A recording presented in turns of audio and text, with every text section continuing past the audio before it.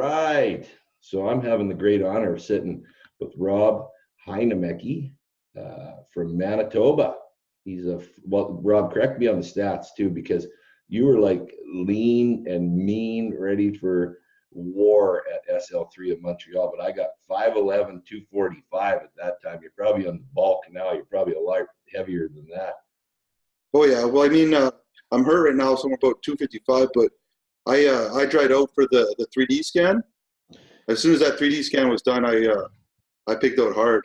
So I was probably at Super League. I was probably around 265. The next. Holy shit! In 24 hours, eh? Yeah. So Rob, I got down here. Condemned labz athlete, a fueled evolution athlete. The co-owner of Ego Killer, and we're going to talk about that. I'm curious about that.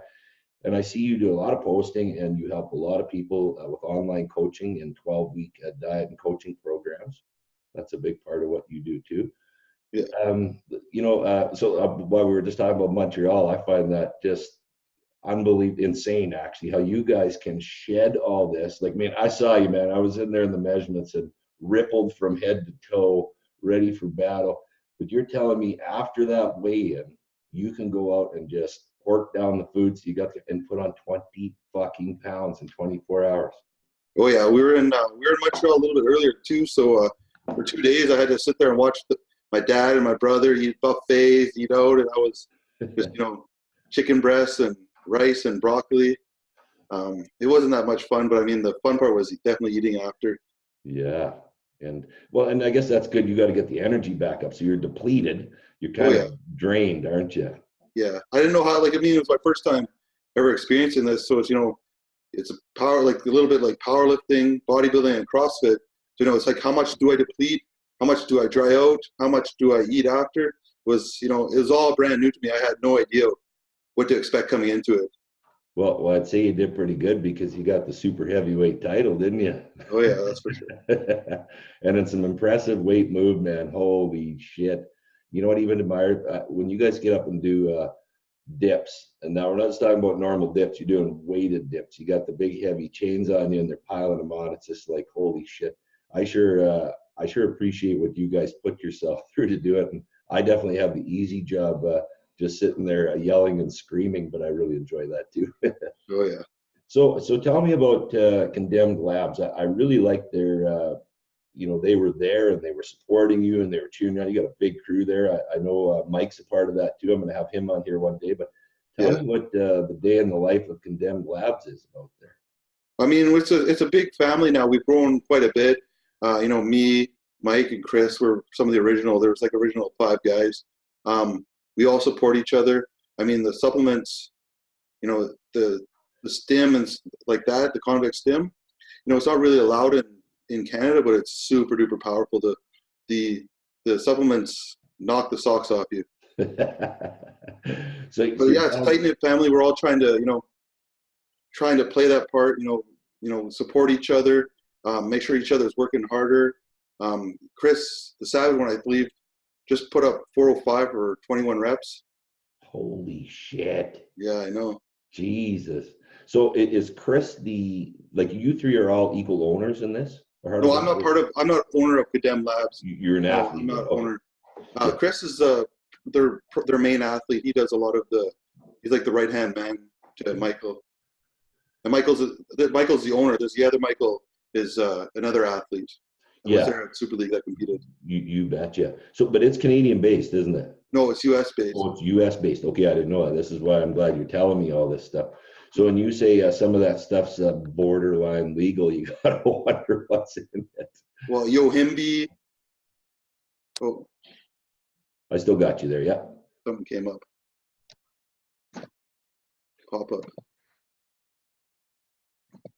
Okay. Yeah, Yohimbi's in the stim, and so you're going, man. I take half a scoop and I'm flying. Like, I've never, put it this way, I've never had a bad workout on their pre-workout. And where can you Convict it's called. Convict. Yeah, I see you advertise. Like you're so good at posting that stuff and pushing it along. Where do you get that stuff in Canada then? Well, I get mine shipped. Right. I don't know we're allowed to say that, It's all good, man. It is what it is. So if this old fart's curious about seeing if it can make me have a stroke or not, I'm just gonna message you and you're gonna send me some and I'll give that shit a go. That's awesome. Well, take me through now. Fueled Evolution Athlete. What does that all consist of? Well, that's a local company. My buddy Mo owns it, so they take really good care of me. The stuff that I can't get from Gadems, like the protein and the raw glutamines, that's basically what I get mostly from there. Especially when I'm training heavy, I take a lot of glutamine. 10 grams in the morning, 10 grams before workout, 10 grams after workout, and they provide me with all my protein needs. So that also too, 3 or 4 scoops in the morning, 3 or 4 scoops after workout. Wow, 30 grams of glutamine. So if I don't know all this stuff like you guys do, I mean, I like to work out for the brain, but the glutamine, is that for like muscle recovery, soreness, that kind of stuff? Oh yeah, and it helps big time. I've seen a lot of power lifters running that much glutamine, so I decided to give it a try, and it's made quite a bit of a difference in my training, especially with my recovery. Now that I'm doing legs 4 times a week, yeah, I definitely need it. Yeah, no, there's no upper body because I gotta wait another month before I get. We're going to dive into that in a minute to see how you're coming on your heel there. Ego Killer, corner of Ego Killer. I love how you hashtag that. And like say, when I posted the picture of you and your little man, I was like, yeah, that's the junior Ego Killer right there. Tell me about Ego Killer and where that came from. Well, Ego Killer came from, they had sponsored me. He was out of Florida. And what had happened is he had started local gyms and he got that going. So, I was asking what's going on with the company because things started to slow down. He's like, you know what? I'm trying to sell the company. So I talked to my buddy here in Winnipeg, Wayne. He's like, you know what? Let's buy it. So we recently took it on. We're just slowly growing. We got, all different sorts of T-shirts, hats. Eventually, we're going to get into hoodies and maybe, gym shorts. Who knows? Go from there. But I mean, the Ego Killer brand is, what it says. Yeah. It's kind of a cocky part. Cocky arrogance, but that's what you need in the gym. If you're wearing something like, I don't know, Snoopy, yeah, that isn't gonna work. No, man, I think it's cool. I like when you hashtag that, and I don't look at that as an arrogance. I look at that as it's power. Like, I mean, it's just saying, like, I'm going down there to throw heavy ass weights around. My ego got checked at the fucking door. I don't really care about that. And if the rest of you can't handle me because I'm huge like you are, Rob, fuck 'em, Exactly. That's what it is. So that's pretty cool. So now walk us into your 12-week diet and coaching plans that you do. Well, the 12-week power guide it's a pre-made guide that I made, specifically for me when I'm growing the biggest and, getting the strongest. I figured out over years and years would work best for me. It's 3 phases. Each one's 3 phases. So it progressively gets more food and progressively gets harder. But the middle 4 weeks is more hypertrophy. It gives you more stretching and squeezing. It gives you a chance to rest in between the first hard 4 weeks and the last hard 4 weeks. So, I mean, it's, powerlifting mixed with bodybuilding. So you're starting off with, your squat, your deadlift, or your bench press. Yeah. And then the accessory work is, your shoulder press, stuff like that. But it all guided to making you stronger and bigger at the same time. 5 sets of 5, even test your 1 rep max at the end of each month. Yeah, and man, you have some great rapport. Like when I see people send back to you a message, that you'll put on there or whatever, that are so happy with it. They made some significant gains in a month or 2 months, and I just love that because it puts a smile on my face too to see people are like they're getting progress, right off the bat. And that's where it's at. People can balk shit and say bad shit about whatever, but you know what? It takes the real person to give it a go. Yeah. And these people are living proof that your program, well, you're living proof that your program works, you big jack bastard. But the people that are doing it too, that's awesome when they write that kind of stuff. Yeah. That helps it along the way. So how are you healing up there, brother? Walk us through what happened, because I only kept bits and pieces. Like when I just follow you on Instagram and that. I just I'm curious about what happened, and it's a bicep tear, I believe it was. But lead me up to that. So what stage you were at in your building of your bod, and then what happened? Like, give us the gory details of what the hell went down there. I'll basically sum it up how I think it went down. So basically after Super League, I decided I wanted to do my first powerlifting competition. I believed I could set some Canadian records, maybe come up there to a huge total. So I went right into a powerlifting program, but stupid old me, I was doing bodybuilding too. So 3 days powerlifting, 3 days bodybuilding. Now I had 3 workouts left before, and I was at my all-time strongest. I know I would have pulled close to 900. My bench would have been over 600. My squat would have been over 800 because it was going up like easy. You were dialed in, yeah. So I was at like 755, or just gonna go hit a triple for the deadlift. And leading up to this, I was rub A5, 3-5 on my arms, taking Advil and aspirin because I 99% sure I was overtraining. My arm was just ready to give out at any time because Super League I didn't take a rest. I went right into powerlifting program. Yeah. My body had no rest, and I was doing 3 days powerlifting, squat, bench, deadlift, then 3 days bodybuilding. So I think it's just totally overused. So I was lifting it up, and as I felt it come to the top, it just popped. I was like, was that just a strain or something? So I put the weight down. I didn't even let go of it. I put the weight down. I was like, what the hell? And all of a sudden I see my arm like kind of rolling up a bit. So I went into the washroom. I was like, I wonder if it's torn or not. I was like, should I go try deadlift that again? See if it actually is torn? Silly bastard. Yeah. I don't know when to not be so hardcore sometimes. So yeah, I rushed right to the hospital, and sure enough, it was a full tendon rupture. Jesus Christ. Well, you had a picture of like the black and blue, like that came pretty damn quick, dude. Oh yeah. Oh, My biggest fear was bodybuilders. They don't get in in time. It kind of rolls up the bicep, and you got a funny looking peak. yeah. So I literally was still chalked up and went straight to the hospital right after. I was in the chalk and everything. And I got into operation within, the first attempt at the operation here, I didn't fit in the MRI machine. No shit. So they said they had a bigger one. It was half an inch bigger. So they're sitting there trying to squish me in and use towels and grease it up. And then I'm claustrophobic, so I was pressing the button, and they went to try taking me out, and I was stuck. Oh shit. So that was of the whole experience. That was by far the worst part, being in that little machine, like not be able to move or breathe or anything. Well, especially like you say, if you're claustrophobic already and you get in that. Did you say they fucking greased you up? Like, yeah, they were putting like some grease on my shoulder so I could slide in and out. Holy shit. What the hell will they think of next, eh? So at times I think of what I'm hearing you say, Rob, at times being large and in charge can suck at times. Eh? Especially for that. Oh, damn. Yeah, that time it's really sucked.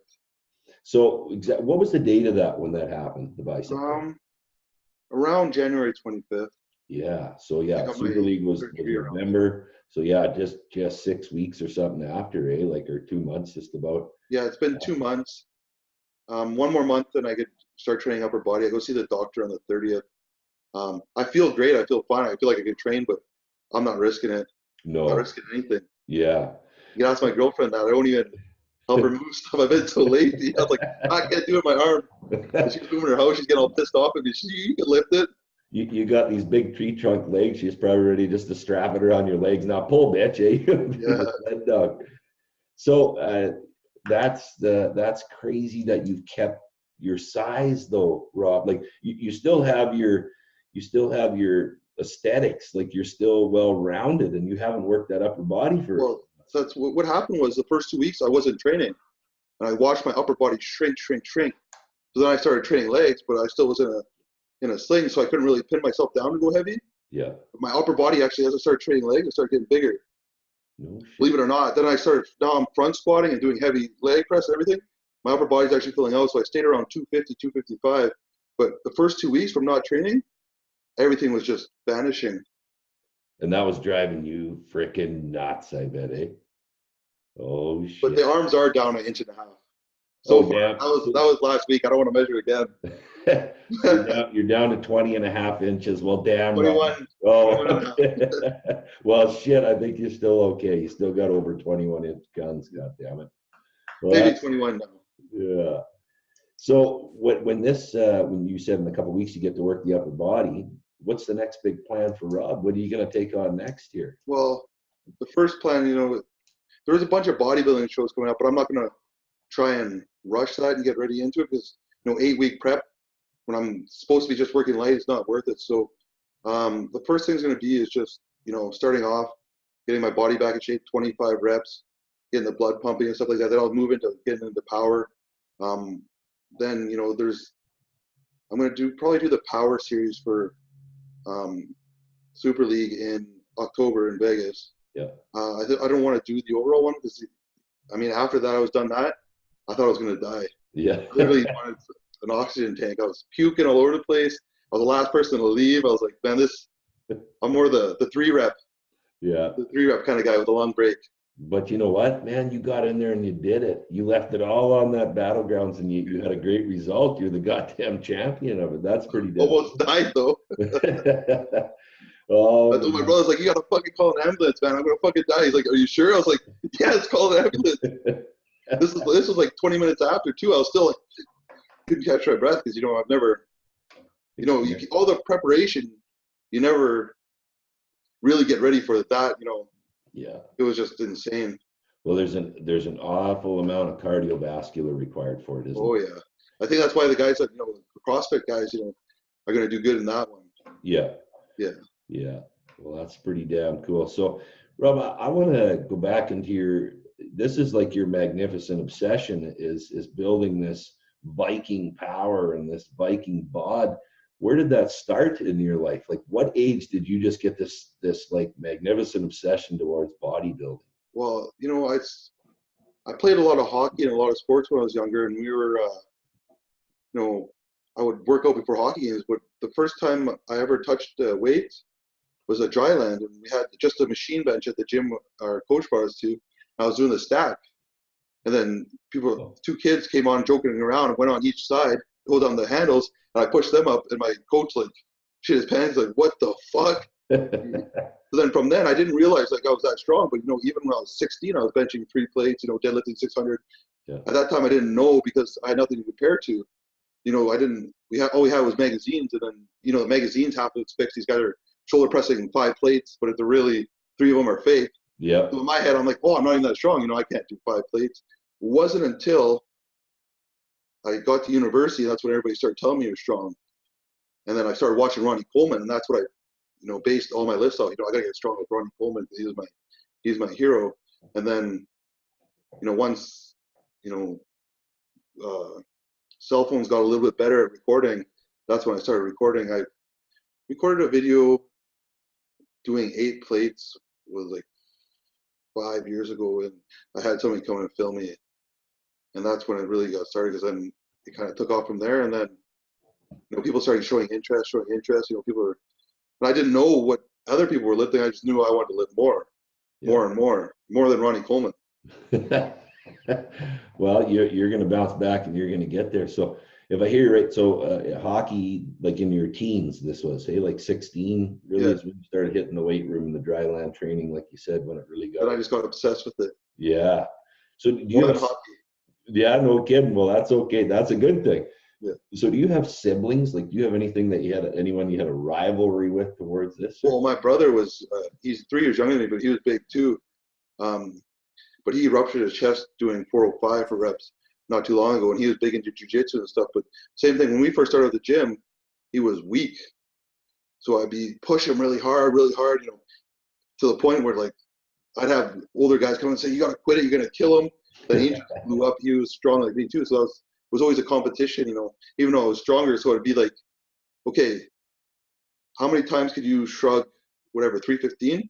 Yeah. I'll deadlift it more. So it was fair, because I was 3 years older than him, obviously. So that's the kind of things we did. Or, who could,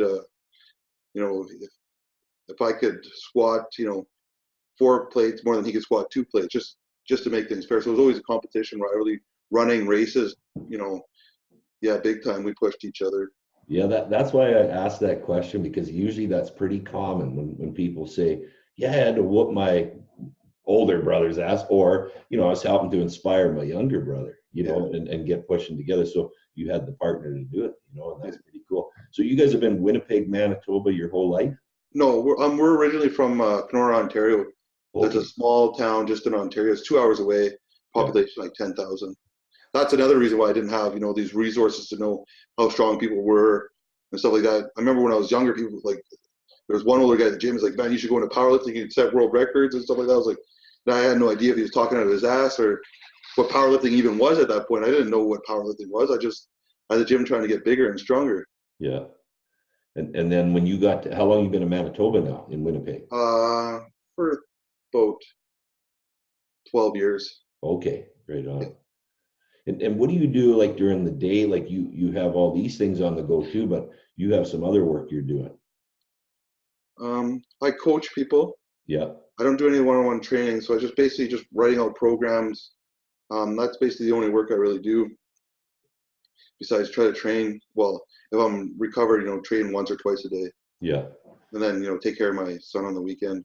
Yeah. It's a lot of dedication for this, isn't it? Like, Oh yeah. oh man, unbelievable amounts of time and you put into this, and then research, and you just keep going. But when did you come across, like, I'm gonna call it the power bodybuilding, and that, because that's kind of what you do. When did you kind of come across that was the fit for you? Because that's what it seems like, right? Well, I just I don't know. I just was always drawn, and I seen this guy Brad Castleberry doing so well. So I was, at first I was like, well, I'll just get stronger than that guy. I thought it was just so simple.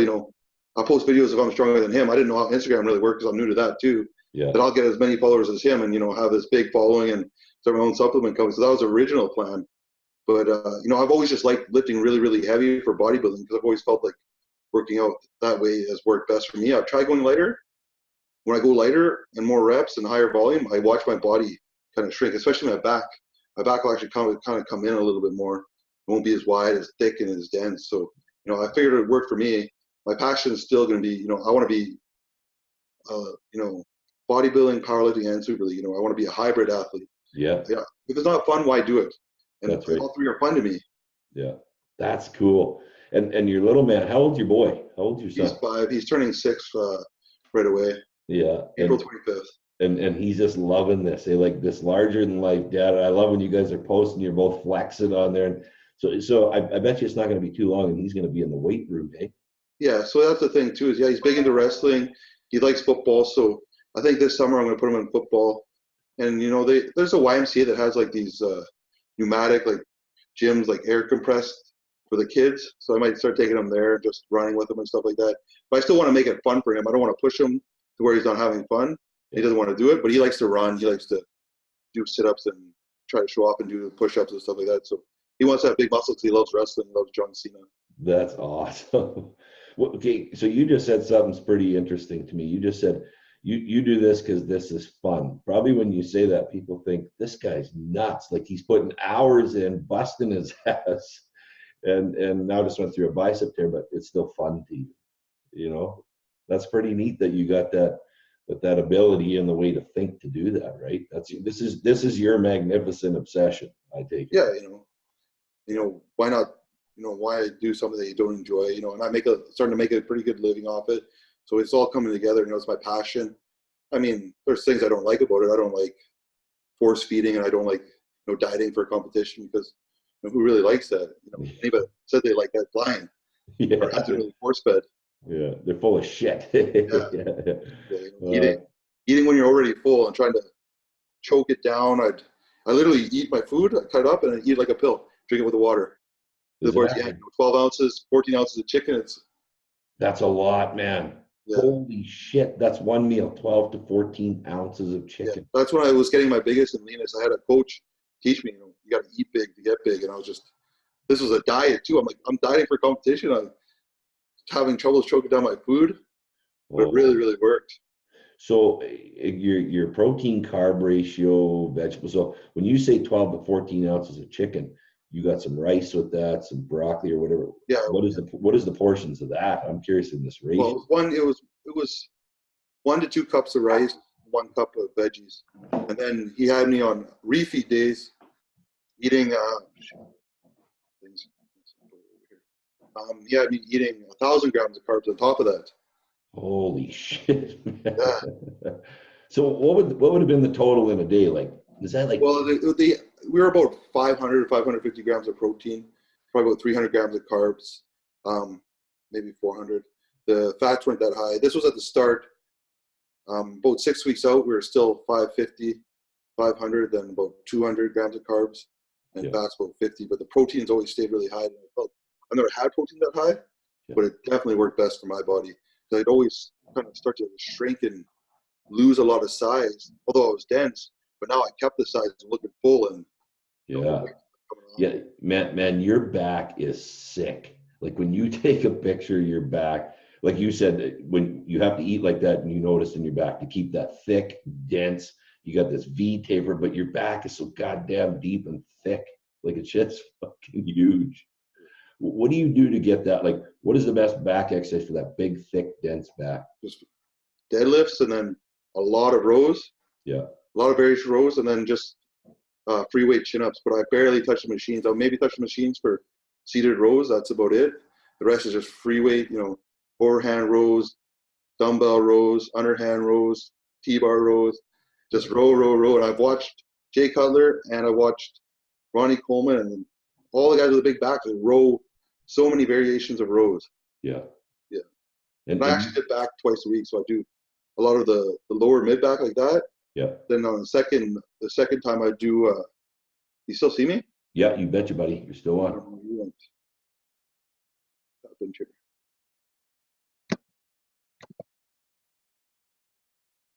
Hold on. I can't see that.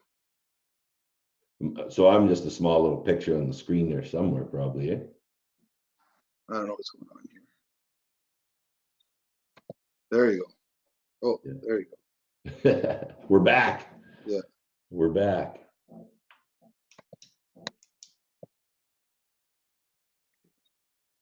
Now your small video though. That's okay. Like usually what happens when one talks, it gets bigger and it goes back and forth. So it's good. This is good. So what is the next power lifting meet that you're interested in once you get the go ahead Well, I'm not too sure about that. I'm gonna try bodybuilding first. Yeah. To make sure, my tendons, everything's recovered fully. Yeah. But then I'm gonna go and I'm gonna this time hire a coach that's gonna let me know if I'm overtraining and I could, explain to him, because like I said, this was brand new to me. I've always just been really strong with no technique, just raw power. Yeah.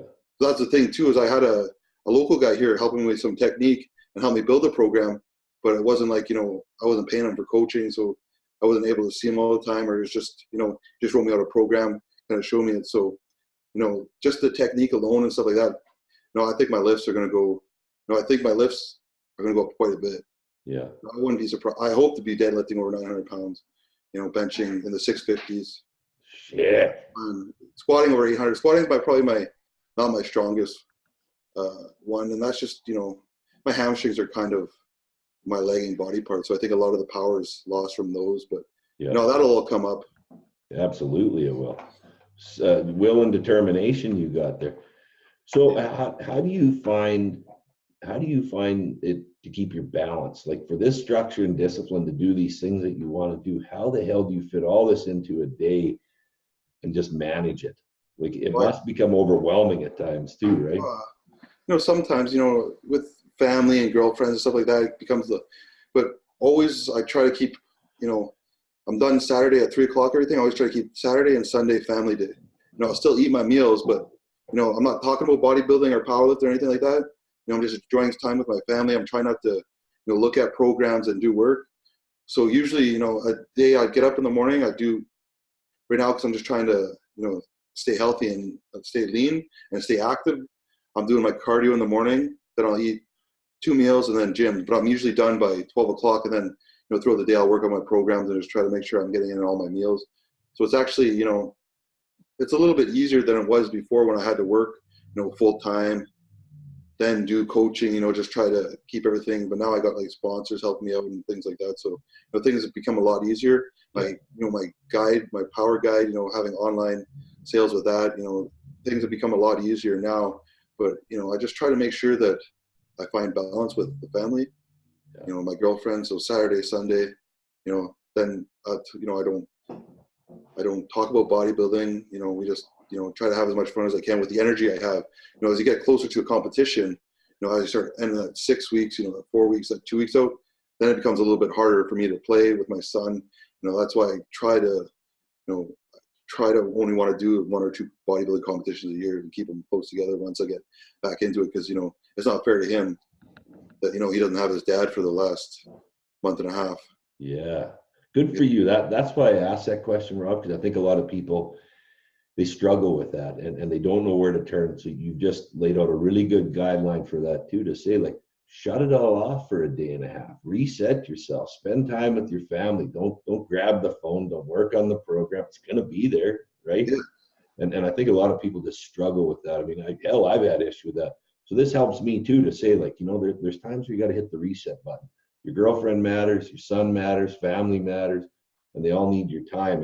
And that's why I asked you that, because in this industry, what I notice is there's a lot of that self-destruction, and I think it's just because of that. People, they feel left out, they're not a part. You put too much time into training and dieting, and holy Christ, it takes your life over, it consumes you, and good for you. You win a competition and you put everything into it, and you ignore everybody. You have nobody to bring home that trophy to, or to that's pretty empty, isn't it? With. Yeah, that's pretty sad. That's empty, isn't it? Yeah. So at the end of the day, you want to have a family to come home to, friends around you. So you got to find that balance. Like I said, just Saturday, after 3:00 Saturday, then my day is, the rest of Saturday is for my son and my girlfriend, and Sunday, my son and my girlfriend. She got a family too. So we always try to make sure we're doing something, outdoors or something exciting, going to movies and stuff like that. It's time to unwind and relax. It helps the body recover too. Absolutely. The stress is gone, the cortisol levels are gone, so you're actually, in a better state of recovery. Yeah. Rob, what are you seeing in this industry, like in the fitness industry? It's larger than life, man. When I hear the dollar figure that the fitness industry turns now, it's huge. But what is your take on it? Where it's going? What it's done? Like, leave the Super League thing out of it, kind of thing. But just your take, Rob's take on the fitness industry, where it's coming from.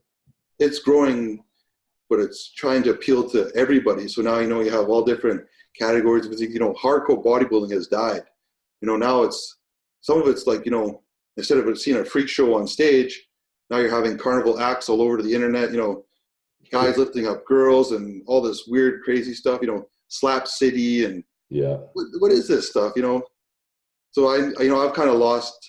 I'm old school. I believe in old school bodybuilding. Train hard. Now it's just giving a chance for anybody to get up on stage. The guy's worked out for 6 months. He could go do this or do that. I believe you have to earn your stripes. Absolutely. Well, you said who your number one is, and Ronnie Coleman. So that's as old school as it gets, clanging and banging, and that's your mentor. So that makes sense. Yeah, that's interesting, Rob. That's why I asked you that, because I think everyone's kind of having that, view and that look on it, and just like, what the hell is happening? Iris Kyle, beautiful lady, 10 times Miss Olympia. I've had a few conversations with her. I'm going to have a great opportunity to podcast her the 19th to the 20th here in Vegas coming up. And I just feel broken for that lady, because that's what she said. Like, she earned her stripes, she goes all the way, and then one day they just decide there is no women's bodybuilding anymore. Female bodybuilding's done. Like, what the hell?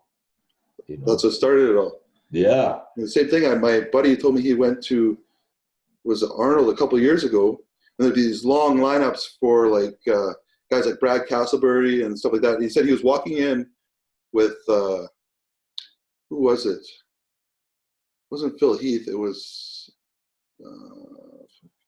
I don't know, Dennis James or somebody like that. And he said nobody even noticed him. This guy's an icon in bodybuilding, and nobody even said hi to him. No, it was Dennis Wolf. Sorry, Dennis Wolf. Yeah. And he was contest ready. This was his last. I think the last contest he did at the Arnold before this one. And he said, he was contest ready. Nobody even noticed him walking in. It's like, what? How could you miss those shoulders? Yeah, but then they're at these, guys like freak shows, guys. Yeah. Line that never bodybuilded or anything, just has videos online that never. But come on, Rob. Brad Castleberry does all real weights. There's not a fake weight he puts on there, is there? Oh yeah. Have you noticed that now he's doing that spinning thing?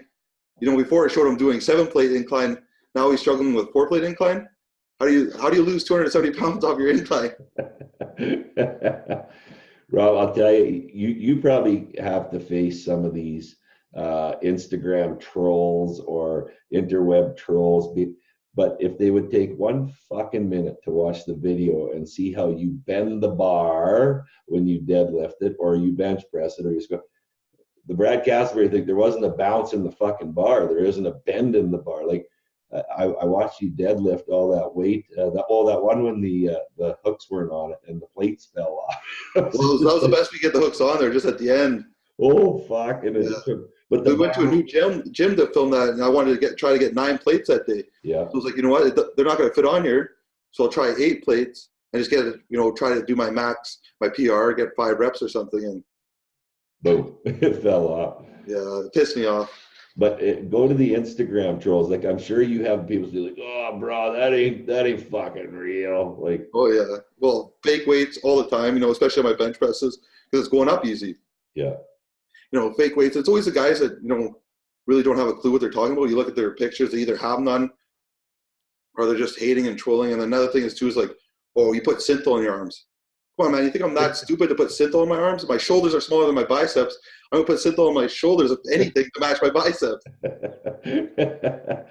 Like, how do you just like brush it off, or do you? Oh, I used to get fired up, man. I'd be pacing, text messaging them all back. Like, if I got posted on like, say, like IG bodybuilding, like a big page with 1 million followers. Yeah. They post my bench press video. There'd be like all these fake weight things. I'd be bashing every single one of them for hours. Now I just shrug it off. Yeah, good man. Good man. Don't stoop to that level, right? Yeah. Oh, that's pretty cool. I often wonder that, like, how people, they're jealous for one thing, or they don't know what they're doing, like you say, and you go back and you profile them and they're like, it doesn't matter if they're a nobody or not, even if they lifted weights, it's just, these people must have way too much time on their hands. They should go to the gym. You know what you should do the next time that happens, bud, is you should say, listen, I will sell you a package. I'll sell you my power bodybuilding package. You can do something about it. Maybe you'll get someone to buy it. So I felt like putting, like, here, call this gym, ask if I've ever brought in fake plates. What do they think? I just carry these fake plates around in my, and it's not that I just train at one gym. I train at all different gyms, so the plates are always different. They think I just got a collection of fake plates. Oh shit, eh? Rob, I want to know, okay, you said you didn't even know you had this strength, like this you're the superhuman. You have this huge strength to you. And you didn't even know you really had it at a young age. You just persevered and went forward, and the people started recognizing you, telling you like, holy shit, dude, you're strong. You should do stuff with it. But what do you think drove that? Like, do you have anything you remember in your life that made you go to a place that just shut shit out and just do what you want to do at this superhuman level?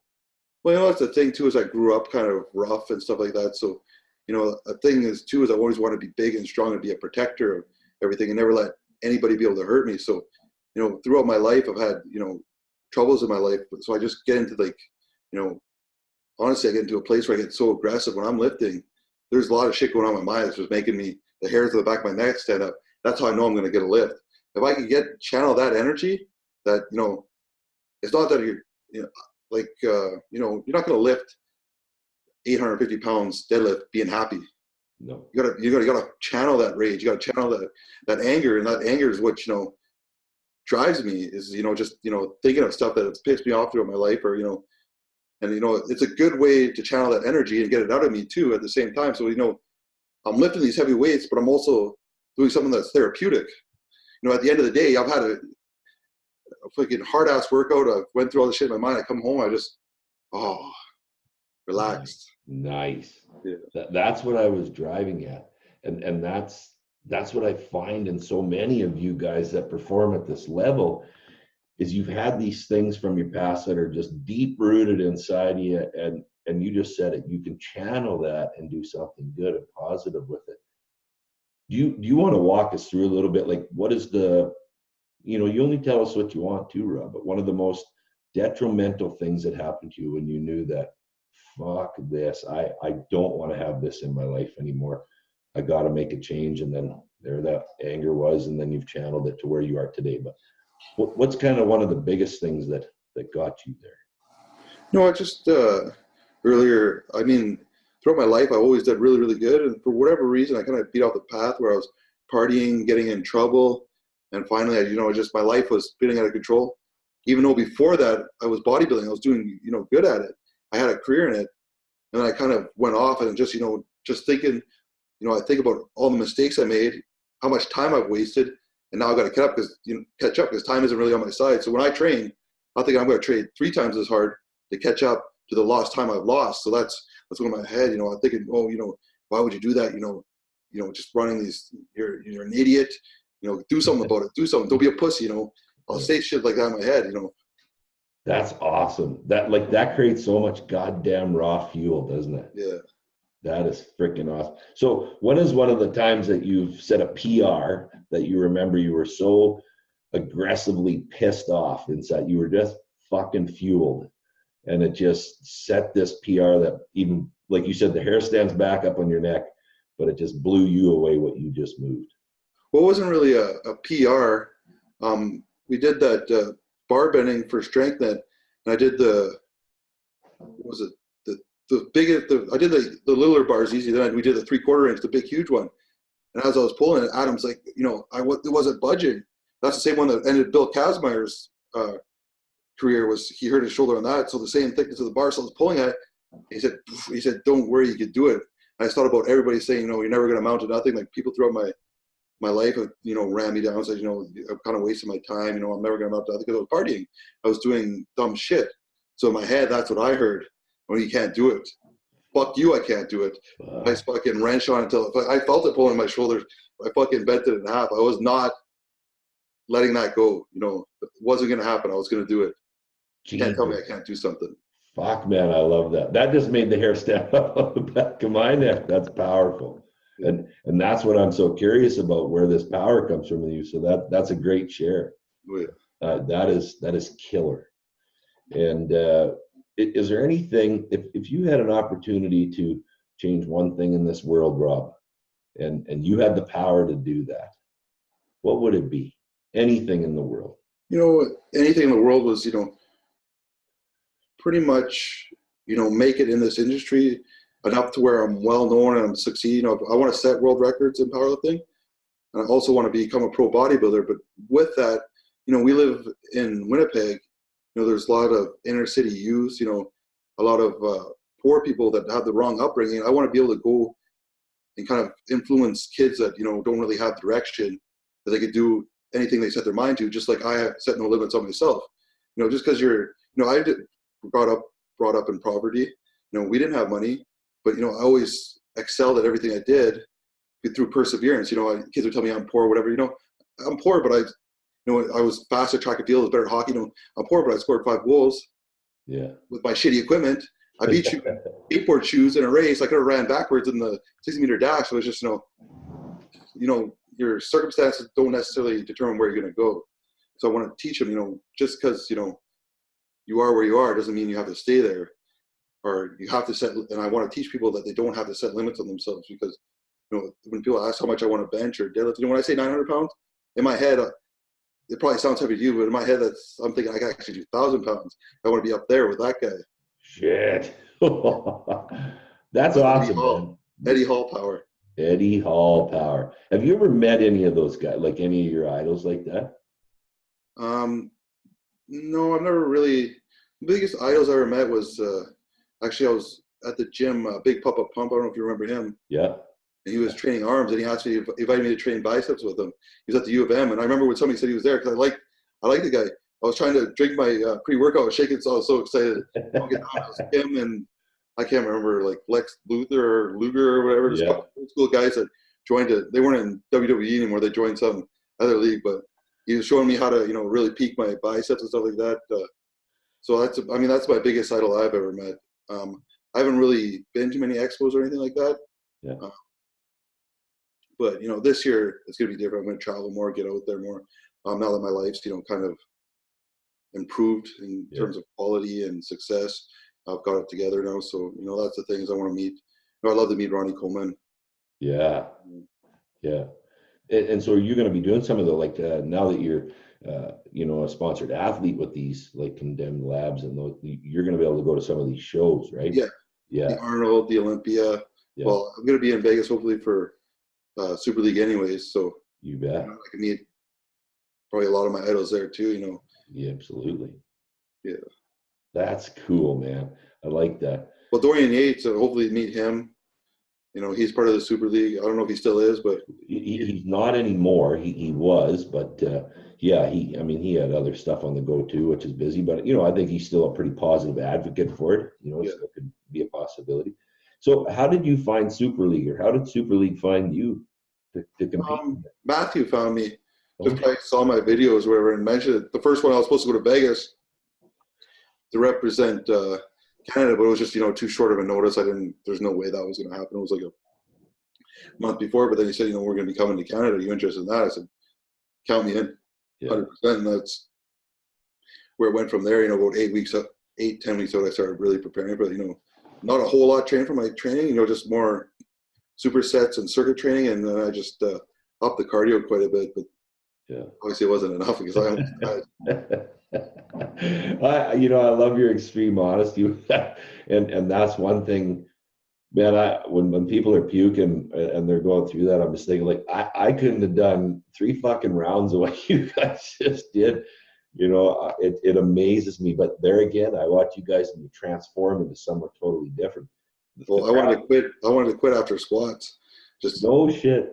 Oh yeah, I was like, holy fuck, this is intense. And you start feeling numb. You can't breathe. You're like, literally, you're numb. You just, okay, I got to do this. You just got to fucking somehow find in your head to fucking just get through it and just drive the best you can. And deadlifts, after I finished off with deadlifts, I thought for sure I'd call 911 because I'm going to have a heart attack.